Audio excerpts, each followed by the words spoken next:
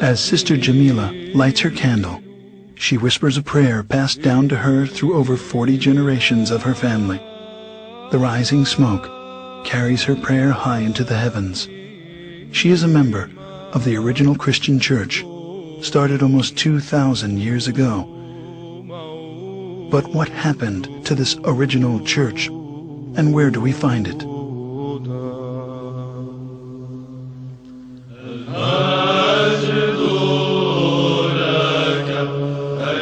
At that time, those believers in Jesus Christ joined together with the apostles, establishing the first organized church community in the city of Antioch. It is there in Antioch that they were first called Christians, as stated in Acts 11:25.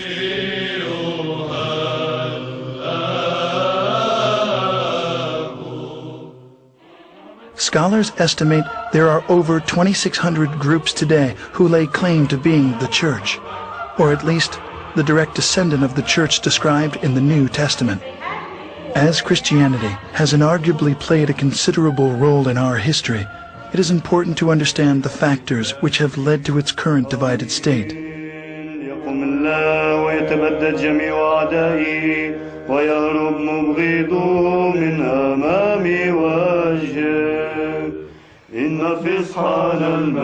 With the birth of the Church of Jesus Christ at Pentecost, the apostles made many missionary journeys.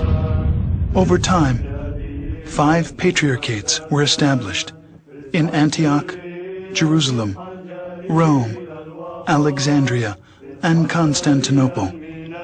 The apostle Peter was the first bishop of Antioch. 12 years later, he became the first bishop of Rome, leaving the apostle Paul as the head of the Antiochian church, while James, the brother of Jesus, was the first bishop of Jerusalem. Even though they were in full communion with one another, disputes arose over the adherence to the Old Testament law. James gave the solution to settle all doctrinal and moral issues through ecumenical councils, and the church flourished for 1,054 years. The first council was known as the Council of Jerusalem, as documented in Acts 15. In the history of the Christian Church, we find scores of such councils, establishing its canon laws, which the Orthodox regard as the faith of the apostles, faith of the fathers, faith of the Orthodox, the faith which has established the universe. Heresies, disputes, numerous wars, and much persecution constantly challenged the early fathers of Orthodox Christians.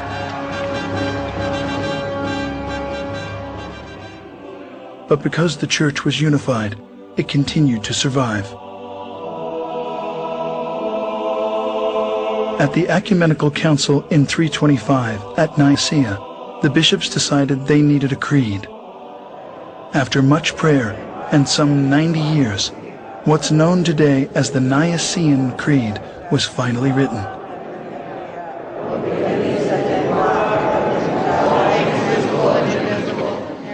One Lord Jesus Christ, the Son of God, the only God, begotten of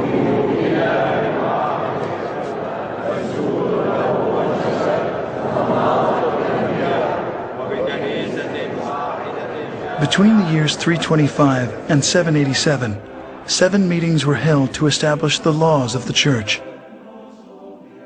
These became known as the 7 Ecumenical Councils. The faith of the Church, at the close of its first 1,000 years, was the same. The doctrine, the creed, the government were all recognized as one, everywhere.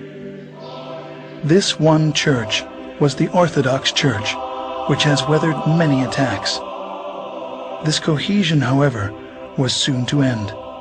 As the first millennium was drawing to a close, tensions began to mount between the Western Church, Rome, and the 4 Eastern churches.